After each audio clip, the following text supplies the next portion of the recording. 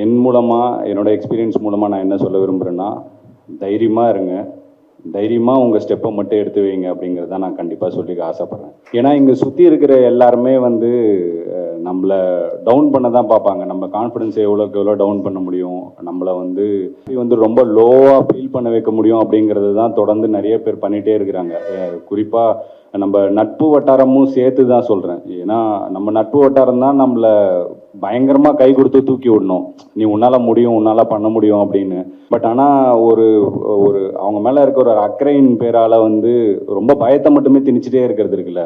சின்னதாக இது பண்ணு போதும், ரொம்ப ஒரு பெரிய ஸ்டெப்புக்குள்ளே போகாத, சொதப்பிடும் அப்படின்னு சொல்கிறதெல்லாம் இருக்குல்ல.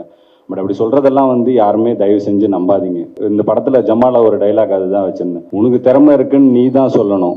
அது கண்டிப்பாக நீங்கள் உங்களுக்கு அந்த திறமை இருக்குன்னு பிலீவ் பண்ணிங்கன்னா எவ்வளோ பெரிய ஸ்டெப் ஒன்றா எடுத்து வைங்க.